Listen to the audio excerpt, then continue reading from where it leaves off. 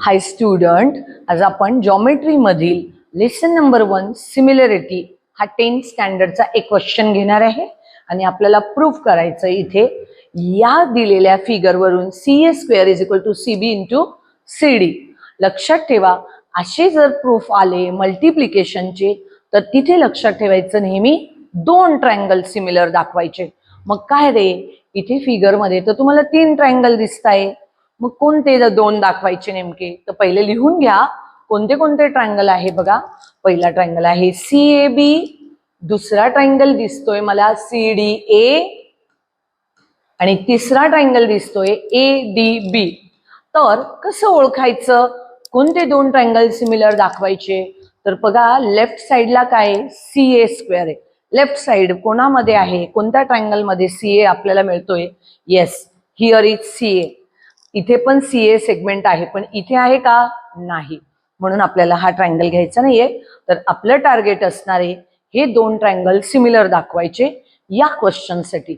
चलो, आपण इथे लिहिणार in triangle CAB and triangle correspondence proper आपण नंतर लिहिणार आहे. तर मी लिहिलंय ट्रायंगलचं नाव CDA. ओके, हे दोन ट्रायंगल घेतले. आता आपण सिमिलर दाखवणार आहे. ऑलरेडी गिवन मध्ये या दोन ट्रायंगल मधील अँगल आपल्याला काय दिलेला आहे? इक्वल. कोणता आहे? Angle BAC. फिगर कडे ऑब्झर्व केलं तर तुमच्या लक्षात येणार आहे अँगल BAC ला जे आयडेंटिकल मार्क्स आहे सेम तेच कोणाला आहे? तर अँगल ADC ला आहे. कोणत्या अँगलला आहे? ADC ला आहे. ही इन्फॉर्मेशन आपल्याला गिवन आहे. बस, दोन ट्रायंगल मध्ये राहिला आता एकच अँगल. जस्ट ऑब्झर्व करा, दोन्ही ट्रायंगल मध्ये अँगल C हा कॉमन आहे. मग तो दाखवूया आपण. आता लिहिणार, मी पहिल्या ट्रायंगलचं नाव लिहिलं BCA. या ट्रायंगल मधील अँगलचं नाव ओके BCA कोणाशी इक्वल आलेला आहे? ACD शी, किंवा आपण DCA we can write. Angle DCA लिहिला, समजलं? आणि हा आहे आपला कॉमन अँगल. बघा मुलांना, तुम्हाला समजण्यासाठी मी इझी भाषेत लिहिते, सोप्या पद्धतीने लिहिते. आता झालं, दोन ट्रायंगल सिमिलर आले. कोणत्या टेस्टनी रे? तर हे आलेले आहे AA टेस्टनी. पण थांबा, आपली करस्पॉन्डन्सी बरोबर आहे की नाही ते चेक करूया. मी पहिल्या ट्रायंगलचं नाव लिहिलं CAB. ओके, तो करस्पॉन्डन्स म्हणजे कोण कोणाशी, कोणता अँगल कुठे इक्वल आहे ते लिहायचंय. तर सगळ्यात पहिल्यांदा मी इथे C अँगल कॉमन आहे C शी, so I am going to write here angle C. आता A कोणाशी इक्वल येतोय रे? तर A अँगल आहे D शी, म्हणून मी इथे लिहिला D. आणि राहिला कोणता मग? हे बघा, CDA. कोणता राहिला? CDA. ही आली प्रॉपर करस्पॉन्डन्सी. आता दोन ट्रायंगल आपण सिमिलर दाखवले कोणत्या टेस्टनी? तर AA टेस्टने.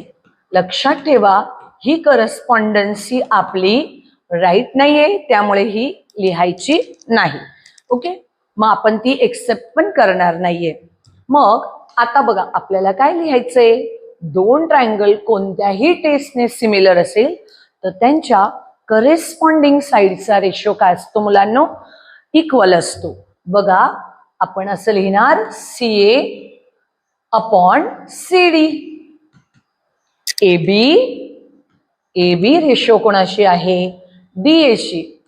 आणि CB हा रेशो आहे CA शी.